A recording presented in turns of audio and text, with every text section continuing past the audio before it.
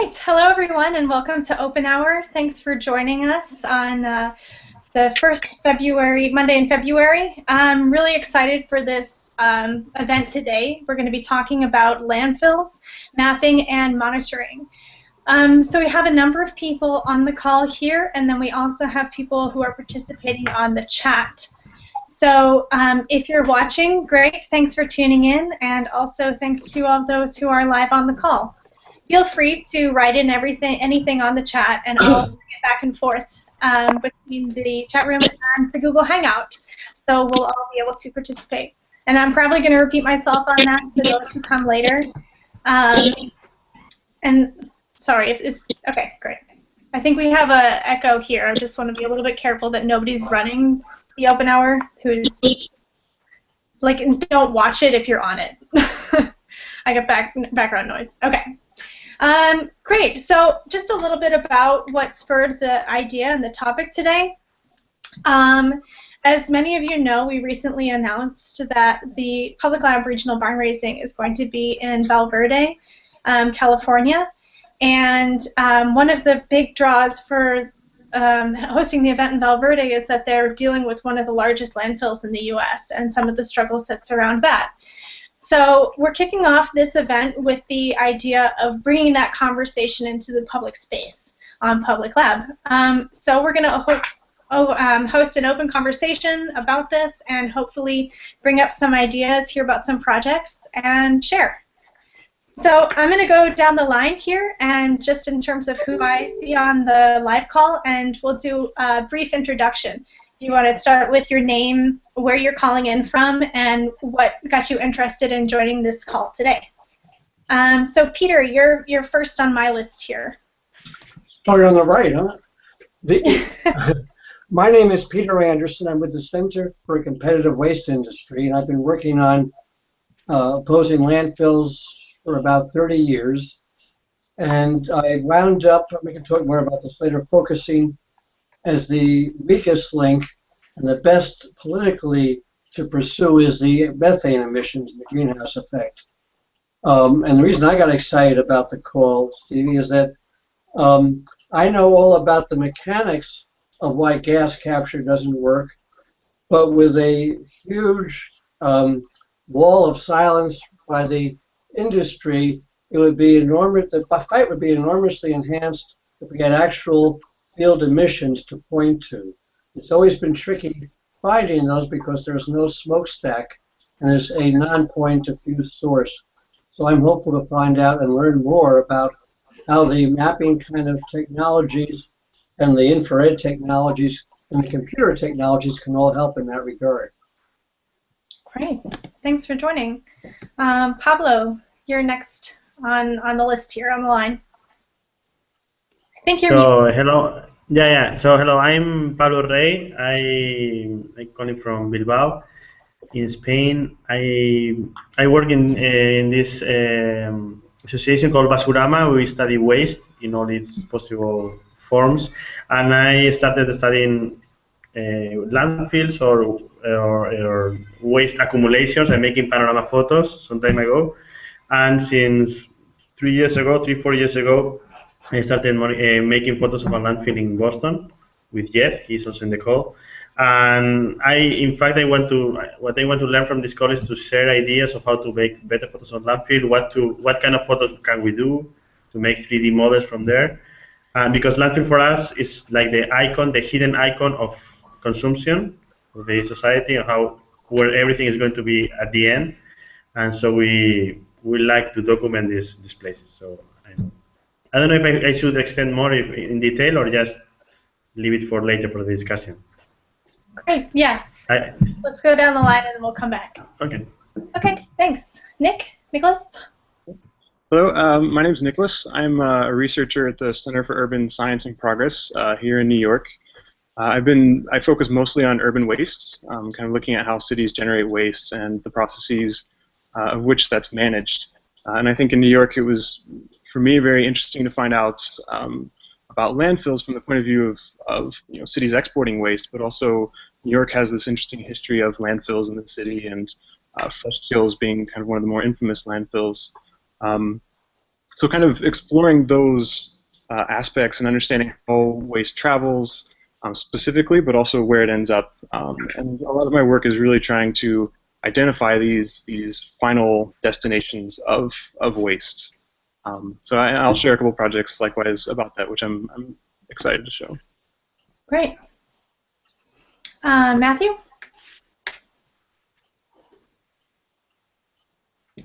Matthew, I think you're on or muted. Hi. Yeah, my video isn't quite up to snuff. I have been a trash diver, dump fan for years. At one point in the town I spent high school and middle school in, Wellesley, Massachusetts, our town dump was once referred to as an stunning example of socialism in action in America by Boris Yeltsin, right at the end of his term. So I've been hanging out around landfills for a long time, and just glad to be here and hear everyone talking about them. Trash is near and dear to my heart. Thanks, Matthew. Jeff?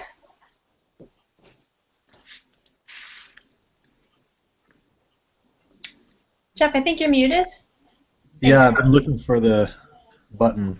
Okay. I'm Jeff. I work with Public Lab and have done a lot of different landfill kite mapping over the years. Otherwise, haven't been deeply involved in it, but I'm interested in learning a lot on the call. Great, thanks, Jeff. Gloria? Hi, Gloria Horning. I live in Pensacola, Florida.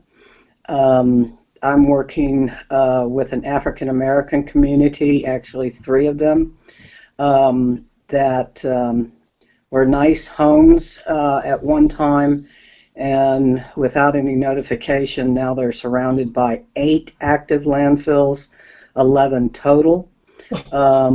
One is and they've been given fines, no fines, they've been given tickets, violations, 7 years, the same 17 violations, and nothing was ever cleared up. Our H2S level daily is around 50, rockets up to about 200 parts per billion at all 4 corners. It took me 2 years to get H2S devices in there. And now they're looking to reopen another one without any lining that goes right into, if you know anything about Florida, we're just one big aquaflow that feeds right into our bayous and then right into the ocean.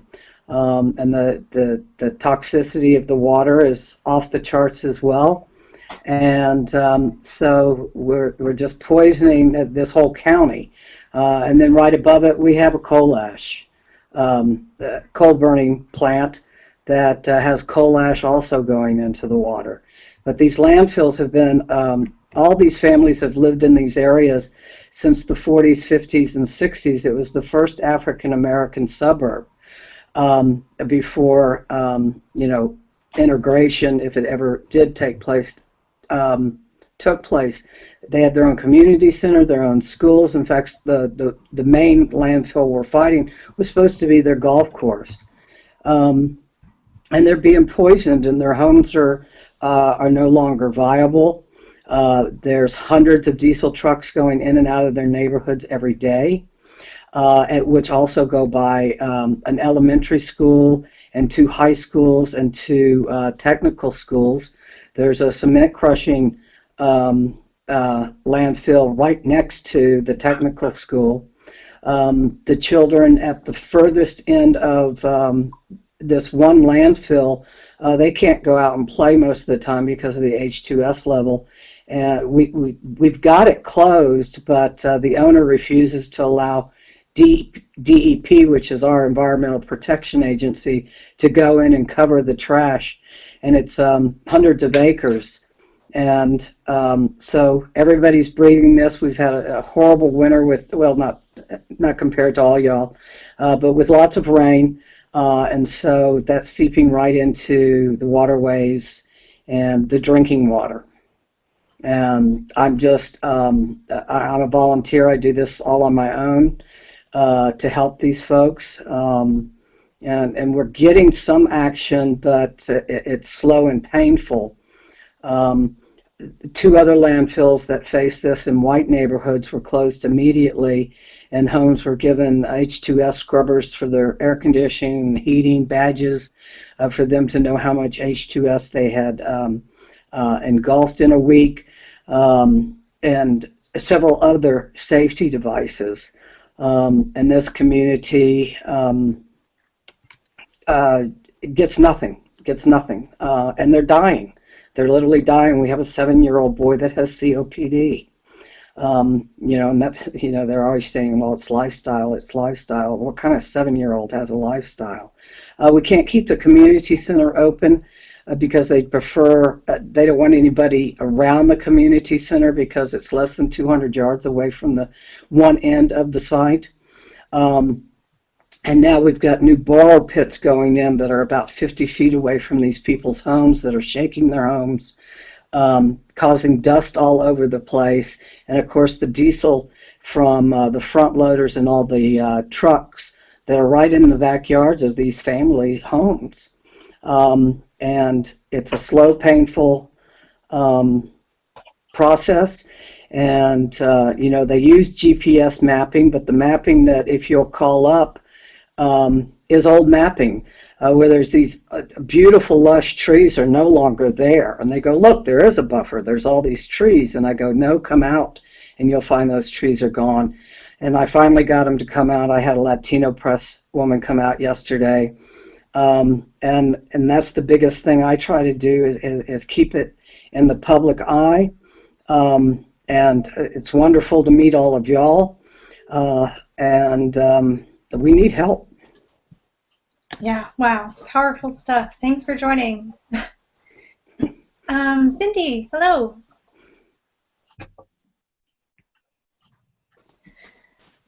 Are you there, Cindy? I think you're muted.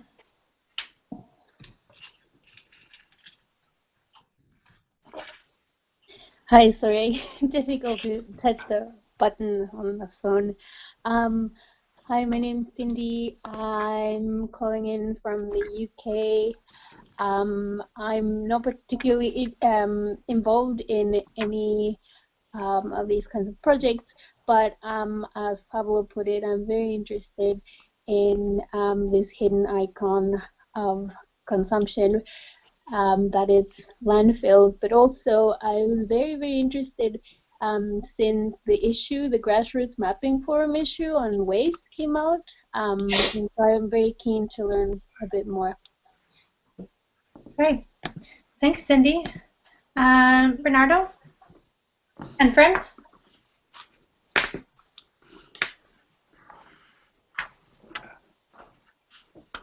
No, we can't hear you yet.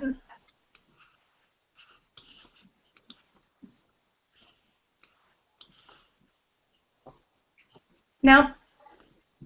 Do you want to troubleshoot for a minute and I'll read a couple other intros I have here? Okay, great. Great. So we also have Andy Jacoby, who is from New Orleans and is an attorney and has worked on landfill issues in the past, who is joining us. And also Margie in the chat room has worked in New Orleans back in the 1980s and early 90s to bring recycling over the objections of waste haulers. Learned a lot about the mafia and has some background knowledge, but haven't worked in garbage much for a long time. So thanks for pinging in on the chat room. And again, if anybody is not in the live call, but interested in sharing ideas or questions, please post them in there. I know we have a number of viewers who are watching, so if you put your username in the chat room there, it should bring you right into the chat room, and I'll bring between the two. Thank you for sending those in, and if anybody else wants to write in an intro, I'll read it into the group here. Bernardo, did you get it up? Don't think so. Well, since we have some folks on from New Orleans, I want to say that PBS did a pretty good piece on the Vietnamese fighting landfills from coming into their neighborhoods. It was on last night. Wow, yeah, thank you. Yeah, it seems a number here. I think there was some good PR about this going out to the Gulf Coast region, so thanks. So let's just start talking a little bit about, we have a couple big questions here that people have obviously done different things with mapping and monitoring around landfills. But maybe if we start with mapping and projects that people have done around mapping or questions and comments, we can start there and then progress into more monitoring in general. So does anybody want to share a project that they have or questions that they have about mapping?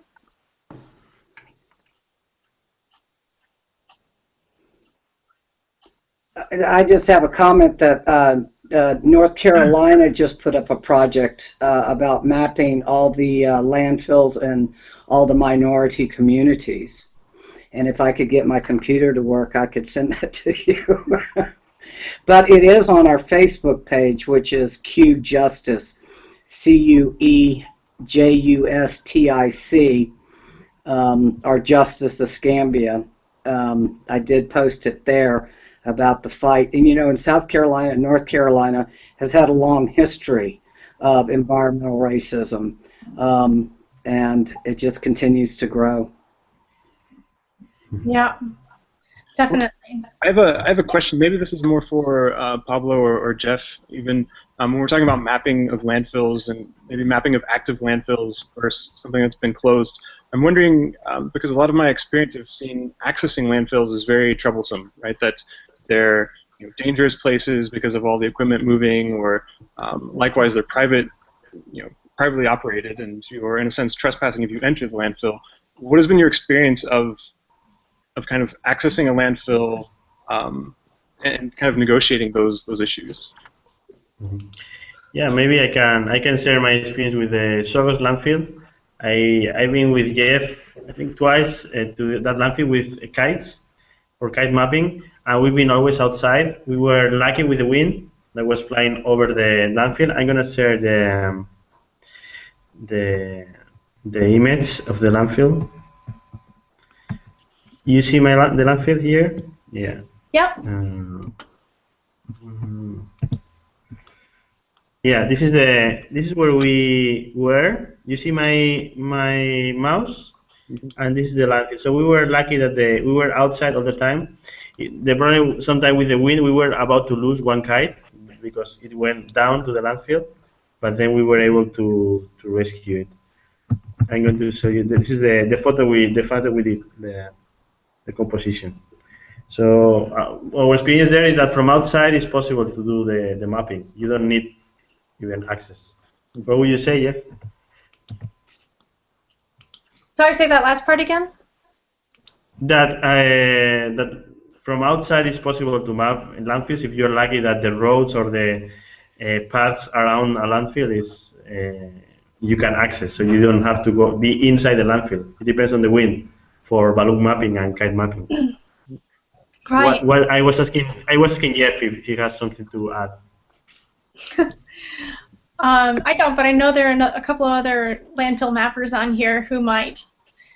And actually, I'll ping in real quick 2 more intros that Bernardo and your colleague here are calling in from NYC, and they're both doing their master's in design and urban ecologies and doing theses around waste. And then we have one more intro in the chat is from Margie, who as of today is the Delta Sierra Chapter Club rep, and will be working with anyone in Louisiana on working on these issues. That's who I have so far. Sorry, more on mapping, just so we know who's here. Well, I have a question of Jeff, too, if the other question has been answered, has it? Go for it. And basically my question is, Jeff, there are no direct measurements of landfill emission. Okay, try now. So my question is, there are no direct measurements of landfill emissions. It's all been made up with smoke and mirrors until about the last 5 years. A very elaborate procedure has been going forward with using near-infrared scanning and algorithms to impute what the emissions rates are, but it's very expensive and it is enormously subject to subjective adjustments to compensate for what the wind is bringing in. My question is, just in terms of the cameras that do near-infrared or methane detection, in terms of illustrating the volume without quantifying it, have you done any work like that with the infrared cameras to disclose where the big plumes exist over landfills, especially those using leachate recirculation?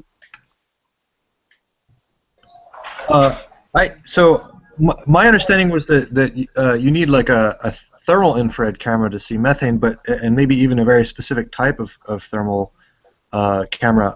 I know Matthew has looked into this and the specific products that FLIR carries. There's one designed for methane, I think. Right. I'm not familiar with much on near infrared photography and methane. That doesn't mean. Jeff, Sorry, the near infrared is just the scanning technology that's being used. That was not a reference that referred to the simple cameras. Oh, I see. Hi, Okay. I just wanted to add, so the band in which methane is visible is 3,200 to 3,400 nanometers, which is what's called midwave infrared, and it's a very narrow band. So it's like 200. It's a 200 nanometer band that, and the FLIR cameras that operate in that range are about $90,000. There aren't that many sensors operating in that range. I wrote up a little note on some very sketchy ideas. I'm dropping into the notes here on trying to make a DIY infrared camera or something, but I don't think anyone has really done any development in that direction. It's quite a challenge to detect light in that range, and it's especially flummoxed and made very difficult by weapons export laws, because that's the range that cruise missiles cameras operate in. So there are all sorts of export restrictions and research restrictions on the use and dissemination of those technologies in the United States. So there's kind of a very difficult tie-in to military activity with trying to detect things in that band. Yeah, I saw a lot of stuff online for that purpose with regard to natural gas pipeline leak detection. But getting the price down to a simple, affordable dollars, as you say, is where I've been hoping to find something, and you're suggesting it may be very elusive. Peter, I have a question too. I'm wondering if you could elaborate on maybe not the existence of methane in landfills, but the current. I get the sense that the way that landfills are being monitored is not substantial or not doesn't meet needs. I mean, I've seen the EPA has like the landfill methane program. Do they not monitor? Do they not monitor appropriately? Or I'm wondering if you could explain a little more of that. The landfill rules for air were adopted in 1996 in 40 CFR Part 60 WWW, and the monitoring, they essentially abandoned all prescriptive rules and they made it performance-based, quote unquote, but when you look at the actual measurement they do, it is absolutely meaningless. It was basically copied and imported wholesale from the South Coast District's 1980s protocol, which was elicited to respond to legislative complaints about odor, and they found a correlation at the surface of landfills which did not have low permeable covers, which were just diffuse covers, between 500 parts per million at the surface of methane and odor complaints 500 or 1,000 feet away. And EPA, when it shifted at the last minute, because the rules started in '91 in its proposed form, and it started in a prescriptive format. Gingrich and the Republican Revolution, occurred in November of 1994, And so they flipped over and said, let's abandon all this prescriptive stuff and make it whatever the industry wants, and we'll pretend it's performance. And that performance standard was supposedly stated or alleged to be something that defines a well-operated landfill. But it was nothing of the kind, number one. It was just a gross odor mitigation. And number two, it didn't apply to landfills which had geomembrane, those plastic sheets over them covers, because they only leak where there's a crack intermittently. They don't diffuse. And the measurements of 500 parts per million were taken at every 100 feet approximately on a grid. So the chance of spotting 10 or 12 big, large, high flux leaks was less than being stricken by a meteor. So it had no meaning. It was just garbage. And it's also, I should have mentioned, it's very easy to defeat by selecting the time of day and walking around the cracks. So the answer to your question is there is no monitoring. It's all done by first-order decay models, which also are meaningless. And it's essentially a priesthood which wants to pretend this is a good thing when it's the worst thing. And if we can get that disclosed by, if there was a $5,000 or $2,000 camera, which with algorithms for the computer display would show huge green plumes over these landfills they're claiming are 99% effective at gas capture, that would blow them away. And if we did blow them away, where you would head after a longer discussion, which I don't want to monopolize, would be it's impossible to safely manage landfills with organic material that decompose. And I think most of us here are very much focused on zero waste. And so the fight on climate change also, if we were to win it, is a pathway to the next huge tier to getting to zero waste. Because once you take organics out, you now have moved to 70 or 80 or 85% diversion. Well, our biggest issue is H2S. And the H2S level, state regulations say 70 ppb at the fence. But our Department of Health says, no, it's 200. 70, and I'm quoting, is just a suggestion. And I said, well, is 55 miles an hour just a suggestion? You know, and we're getting readings of 200 parts per billion, hundreds of yards away from the landfill, not even at the fence line. And then their argument is, well, it's not for 8 hours a day. Well, OSHA says it shouldn't even be for workers more than 30 minutes or an hour, and these people live there 24/7. Yeah, you don't have a technical fight, you have a political fight. They're going to, no matter what you say, they're going to screw you with mumbo jumbo unless you make it a political challenge they can't avoid. Does anybody else have experience with monitoring different parameters around landfills or other things to share in of ideas that people can do when this is in your backyard? Yeah, I would like to add one research note that I think Pat Coyle, he used our photos from the landfill, from the Saugus landfill, to make a 3D model. And I think that would be another interesting way of monitoring the volume of the landfill, of the waste piles, by 3D reconstruction. I'm really looking forward a solution, that a free software that works in Linux for this. So it's also a question. He was using AutoCAD 3D. What was it? AutoCAD. I will share the link now. He was using. What was it?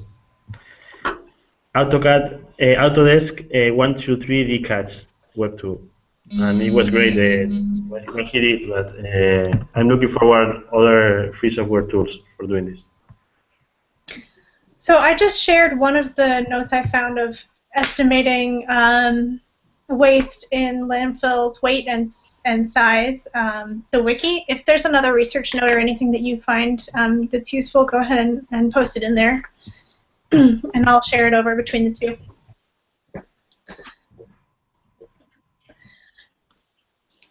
Nick. Can I ask a question for Nick? Sure.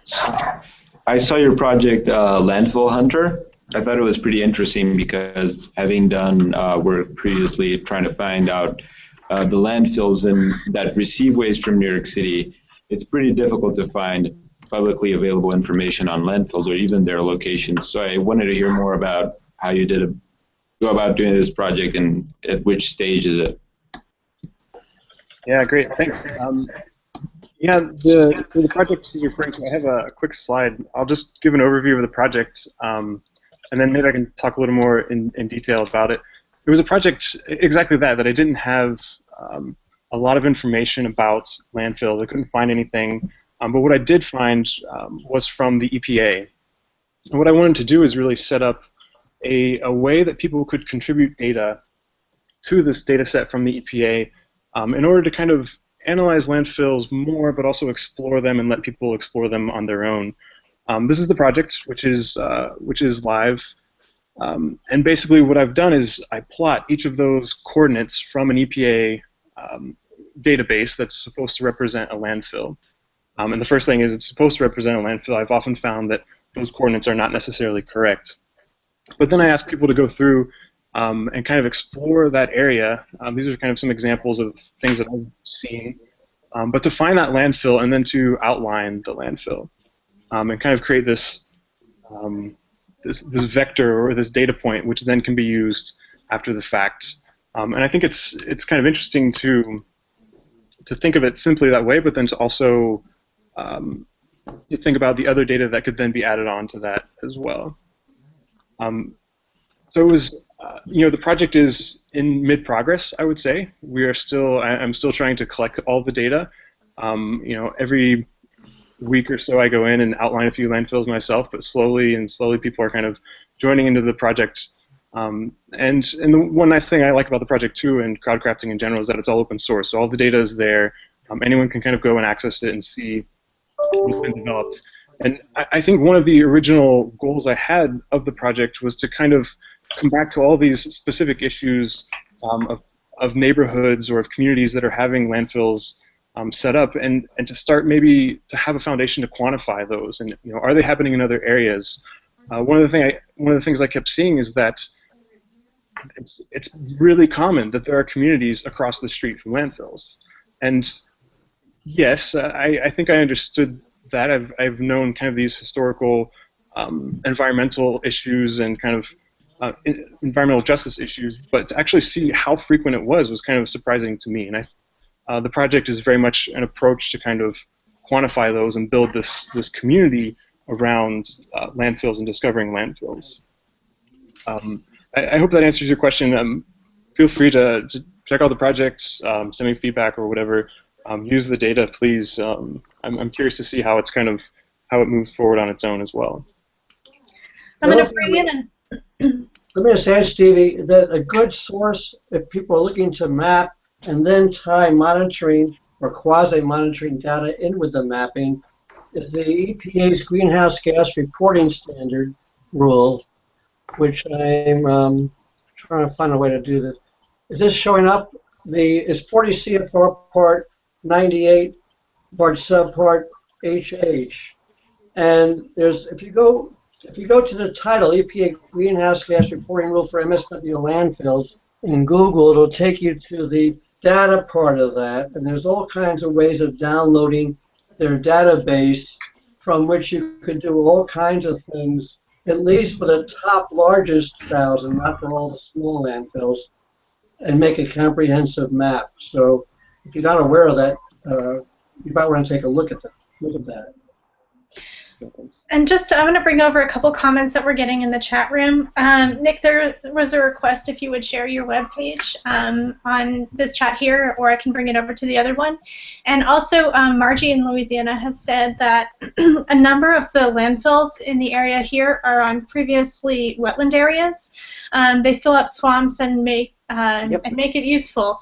Over the years, there have been a lot of leaks into surrounding waterways. General Henry, local hero, has been leading the battle to keep government from building schools on old closed landfills. but there are several schools in New Orleans area and elsewhere in Louisiana that are built on old landfills and highly toxic spots for schools. So just bringing that comment in over as well. Yeah, thanks. I think that's really fascinating. It's a mentality that's existed for hundreds of years. Even in New York, I think most of New York is founded on kind of these old landfills. And granted, things have certainly changed, that the landfills she's referring to have more toxicity. But I think this kind of mentality of let's reclaim land and let's fill it with dirt, I think is misplaced. And I don't know, I think it is a really interesting issue to bring out. So thanks for the comment. I have one question. Paula? If you have, no, Nicolas, I mean, I find your point really interesting. My question is, if you have looked in the data that OpenStreetMap has about landfills, have you compared your data with the other to see if you are like filling some gaps that you might help the OpenStreetMap community, or you might get help from the OpenStreetMap community? How is that? No, actually, I didn't realize there was OpenStreetMap data about landfills. I'd be really excited to do exactly that comparison. If you could maybe share a link to that or some way that I could access that would be great. Yeah, I will. I'm just going to throw out there for those watching, we have 2 spots open on the live call if anybody wants to click the link and join us here as well. So what are, I'm interested in bringing up some tools potentially that people have seen other communities use about, and outside of just landfill monitoring and mapping, a lot of times when landfills come in, it's like it starts with one landfill and then suddenly it's expanding and it's growing and it's taking in more things than it was originally planning to do. And I was wondering if anybody could share stories of how you've heard other people handling this situation, if there's any tools or resources that community groups can use as these problems of landfill growth and expansion bloom, continue.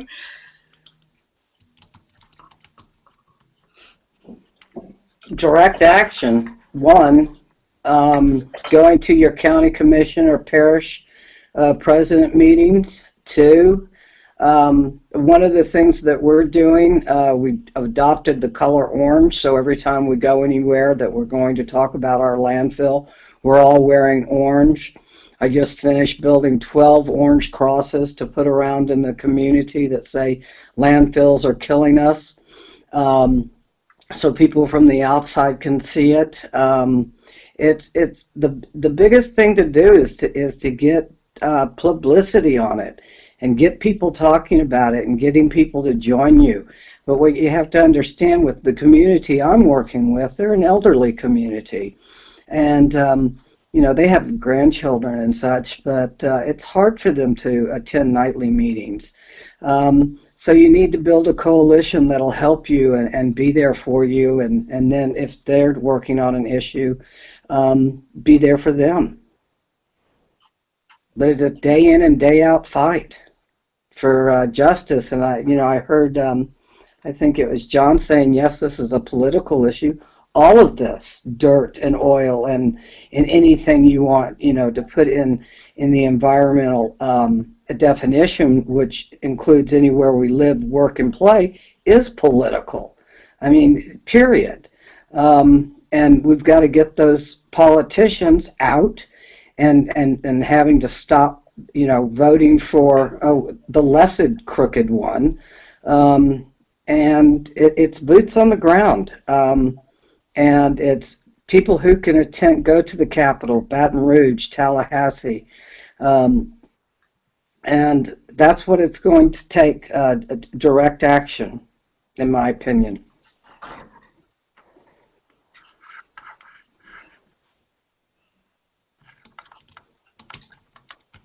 On another, outside of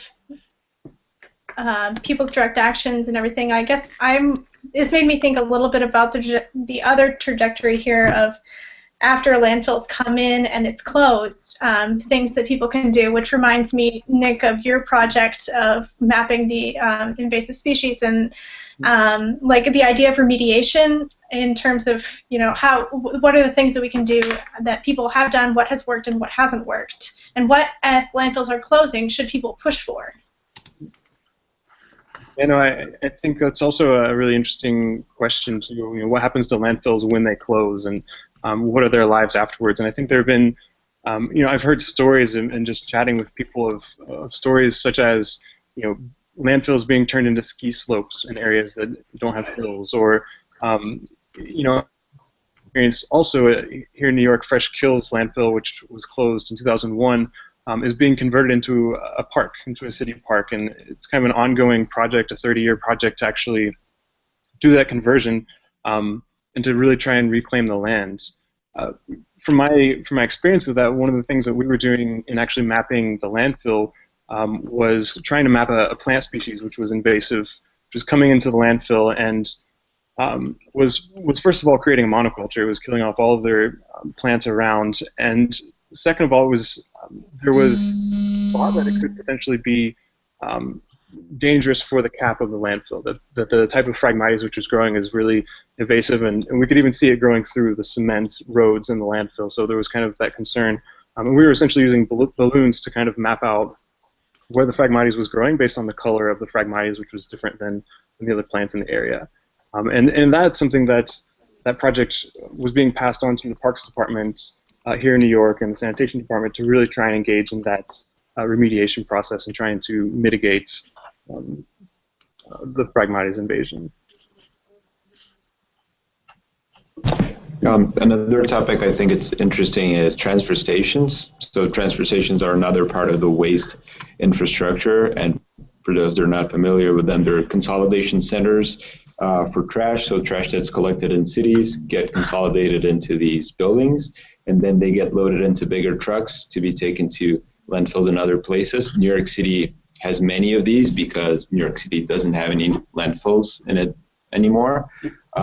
So that's something I've also been trying to map out in the past semester, because I think there are a lot of discussions in New York City at least about the siting of these facilities and which communities bear the burden of having these facilities in their neighborhoods, and the truck traffics and the pollution, et cetera, et cetera. We've done road counts. We've got over 250 trucks going in and out at both ends because there's only two ways in and out. They go directly past the homes and the school.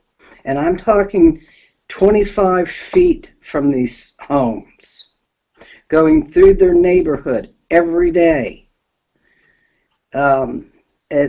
We're in a health crisis over here, as well as Alabama is, and I know New Orleans is as well. I'm originally from Lafayette, very aware of what's going on over there. I came to Pensacola because of the BP oil spill, and we've got some of that dump in our landfills that are surrounding these communities. I mean, it will be a Superfund site before this is all over, I guarantee it. The whole area. And that'll be the removal of a beautiful multi-million-dollar community center, 2 high schools, 1 middle school, an elementary school. I couldn't even tell you how many churches, all because rules and regulations were not enforced, because the people that are being impacted by this are people of color and people of low social and economic means. And that's what we have to fight for, is justice for these people and others all across, in North Carolina as well. It's just unbelievable to me in a society that we would kill people like this. This is a Black Lives Matter movement that is a slow death for these people. I'm going to bring in a comment from Margie on the chat, the IRC chat, that she says, my frustration is that we're still setting in new landfills and transfer stations with no recycling put in place to accompany them. Good legislation would include wording that all new waste handling facilities must have recycling operations. Another comment in from Dan Beavers is, Peter, are the landfills that capture methane any better at mitigating H2S emissions? That's a good question. I never looked at that. You would generally, generally you would think that it would capture everything that is captured, and it would, except though the fact is that the hydrogen sulfide emissions are so detectable by odor at such low levels. If you have a problem like with drywall that's causing substantial emissions, they're not going to. It's never going to be that effective that it'll prevent odor problems. So I think you have to have a combination of good gas capture, which is a oxymoron, an area with low moisture, a semi-arid area to avoid a lot of generation, and especially an absence of problem materials would be required. But just looking unilaterally at just one gas capture by itself would not be sufficient. And let me follow up. We've got those rules and regulations. They're not being enforced. Gloria, I have a question for you. The landfills in your neighborhood, are those local landfills, or locally operated, or are they regional landfills? Locally owned and operated. Well, except for one. One is owned by Waste Management out of Alabama. And they are the ones that are technically closed right now, but still have a permit, but they still have containers full of BP waste in their borrow pit.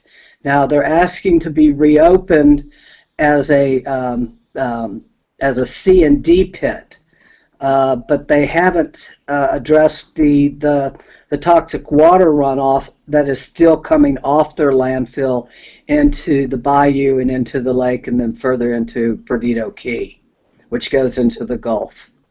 And you need to also be aware, because right now, with the North Carolina DEP order to Duke to close its open pit coal ash dumps, all the big companies around the South are chafing for that business and reopening and expanding sites galore without regard to the people, so long as the surrounding community is poor and disadvantaged. And tomorrow night we've got coal ash stories here with some of the speakers, and we have a coal burning facility that's right on the Escambia River that has their holding pond that is right next to the bayou that runs through the campus I teach at. And they had 750 tons of coal ash go into that bayou, and didn't tell anybody except that the bayou was closed because of bacteria. Wow. I'm not making this stuff up. This is like, you know, it reminds me of Bush and Clinton in 2000. It's just mind-boggling when these officials go, oh yeah, but it's really not a problem. These are only suggestions, and can't get a lawyer to touch it. So now I'm asking friends of mine in Tallahassee to find me lawyers that will, instead of a class action suit, go through malfeasance because they're not enforcing the rules and regulations that are in place. I just want to ping in here. I know that we have a couple people on bringing up enforcing and law. A couple people on who have experience on this, bringing lawsuit against landfill and companies. And if you're on the other chat, would love to hear some of your comments or experiences.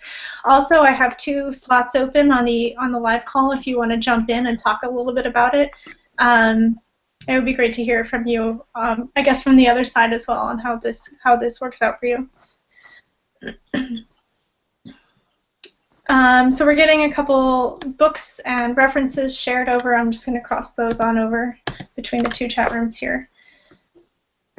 So I was wondering, it kind of struck my mind, Gloria, when you said that, because landfill regulations, I think of, land policies and things like that, but when you're talking about dumping into a waterway, you run into Clean Water Act problems. Mm-hmm. And if you have any experience working this from the water angle. Well, that's another step that we're going to work on next. But I can only do so much, and I've been pretty much a party of one. And, I still have to work for a living. And, I go down the list. I got some real good feedback this weekend on a tour I gave to the Latino press and to a couple of scientists who are going to help me with some more testing. That takes money. We've got the testing. We've got the reports. It's clearly, a Clean Water and Clean Air Act violation, but we can't get anybody to enforce it. EPA Region 4, knows me by my first name and knows another woman out there by their first name, and they just stick their nose up at us. And, that 2.5 years now, doing what I can, and I'm going to continue to reach out and do what I can. I'm so appreciative of this information. I'm getting a drone, so I'm going to map that area, and I'll be able to monitor it better. And I don't even live in this neighborhood. But I'm there every weekend. Everybody knows me. Things like this have to be stopped, not just here in Pensacola, Alabama, North Carolina, everywhere. Flint just, it makes me cringe. We're killing less influent people and killing the earth at the same time. And that's what I try to explain to the people at the county commission office. I said, these landfills aren't just their issue. This is your drinking water, too. This is why your Perdido Key is always getting reports that don't go fishing, don't go swimming in Perdido Key because of bacteria or something got accidentally dumped into the waterway way up where the landfills are and then coming down to their neighborhood. And that's the only time they really pay attention to it. And I think that's all over the United States that we have to understand. Pollution doesn't have any boundaries. It doesn't know what color or race you are or how much money you make. And now with Florida, we're going to allow fracking. What a good thing to do in Florida when we live on an aquifloor, And most of the counties have banned fracking, but the governor said, too bad. You can't. We're going to frack. So, these issues are truly snowballs that a lot of people don't see them coming. And people like us and others, try to tell them, but they just think we're crazy or no, that's not going to happen. And it's gonna. So it's very sad to me. I have another sort of question. Maybe this is more for Pablo again, or maybe Matt. Then maybe to zoom out from landfills, but maybe to look at the broader picture of waste in general and our consumption. I think that's what Pablo kind of touched on. I'm curious. How do we? Let's see. What are the routes? How do we go about solving an issue like that? Landfills, I always think, are a result of a greater problem, right? They are kind of the result, the outcome of something bigger. And I'm wondering how to really maybe even address that bigger problem straight on. I'm wondering if you guys have any thoughts on that. I know it's a really big topic or broad question, but maybe. Well, I will mention these waste to energy plants that are usually or often sold as the solution, like to burn waste. And as many environmentalists say, this is not the solution, just to burn waste. As we haven't talked about it, I think it's great to mention that. there's a huge movement opposing incinerator plants, and of course always dealing with waste. The same thing is talking about consumption, about production of waste, not so much about recycling or where it goes. So I mean, I'm not inventing anything. It's just the typical the reduced part of the three: recycling, so reducing, recycling, and repairing, and everything comes before recycling. So that's for me. We That's just like closed our one and only recycling plant.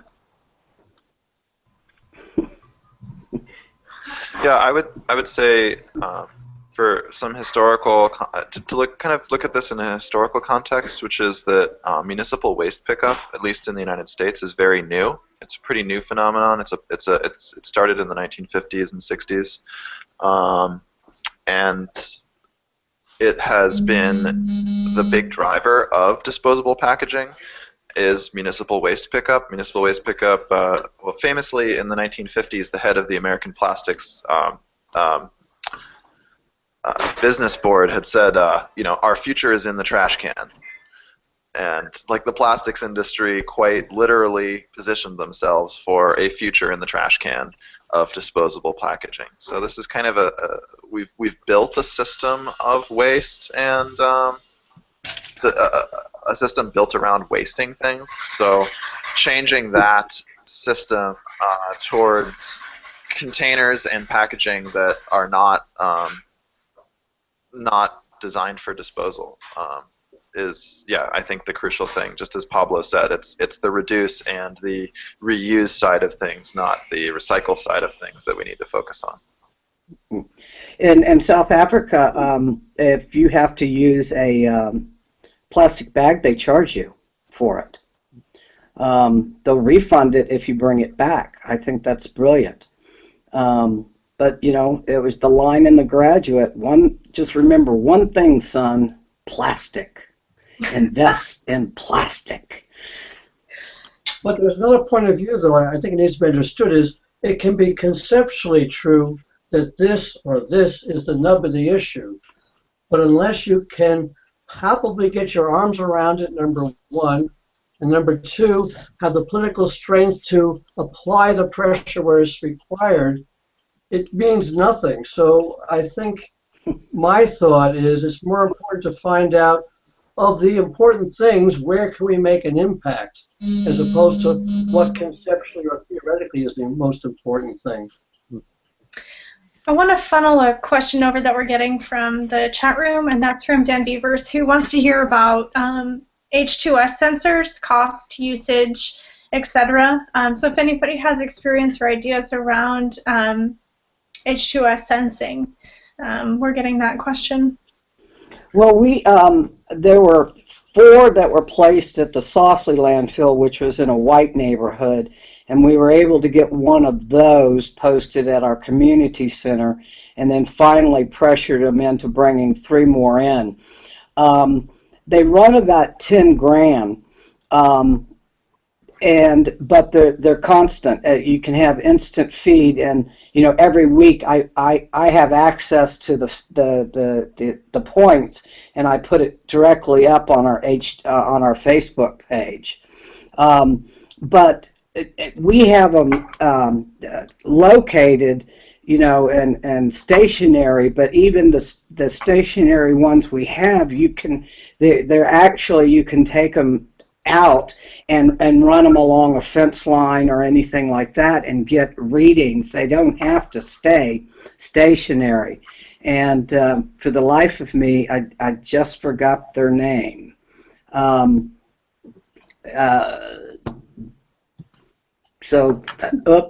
But they're handheld devices but we have them in a stationary box.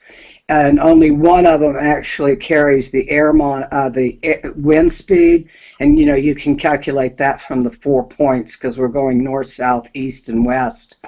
And that's the one that has the horn on it too that you can't hear, even if you're underneath it when the level gets above 70 ppb. You can get your own for about $500 that you can wear around if you're going to be around landfills, and they're rechargeable. So yeah, that's about what they run. And the tape, it's like a metal tape that goes in it that gives you a reading, and they're connected to computers that read through the Wi-Fi system out to a computer. And just on that topic as well, for the cost of them, I think one of the things that we've been interested for a while in the public lab community is low-cost H2S sensing. And if anyone's interested, the July 28th Open Hour was, it's entitled OpenHour and OpenHour projects.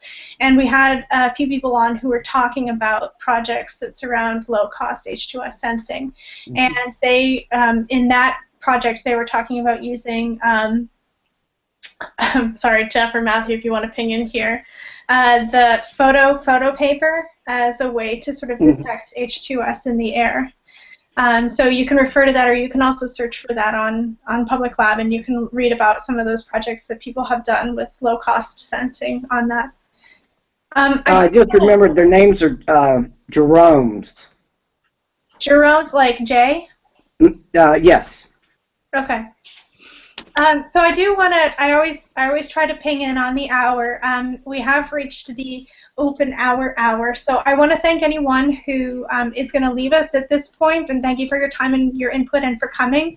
For anyone who wants to stay on, I'll leave the line open and we can continue a conversation. But thanks to all for coming. Oh, thank you. I do have to sign off. Thanks for everyone for what they do and the information I received today. Hope to speak with y'all soon and maybe even get in a room together. Great. Take and care. I will collect all the links and things that people will share, and all the open hours are saved. And I put the links that everybody shares below the open hours. So feel free to come back and visit, and all the resources will be compiled there. Thank you so much. Thank you. Thanks, Stevie. Did anybody else have any questions, ideas, things to share?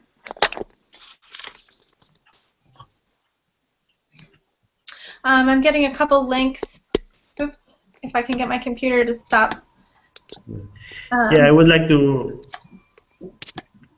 Yeah, one book I wanted to share with you is this Recycling Reconsidered.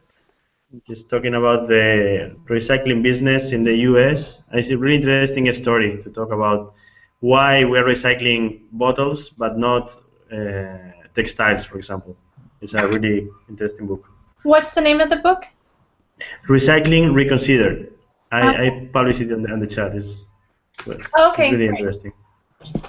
Yeah, I agree. It's a very good book, and the author Samantha McBride, she talks a lot about composting as a viable alternative to the issues generated by landfilling and also by recycling. And I think composting is something that has a lot of potential both in neighborhood, smaller scale projects, and maybe even large scale projects. And also with that, another link is the Global Alliance of Waste Pickers. It's like how the informal economy is able to separate the waste in much better ways and much finer ways than the industry. This is I participate in this international network, which is globalrec.org. I will share the link. And I think it's interesting also to see how smaller scale projects also play an important role in the informal economy.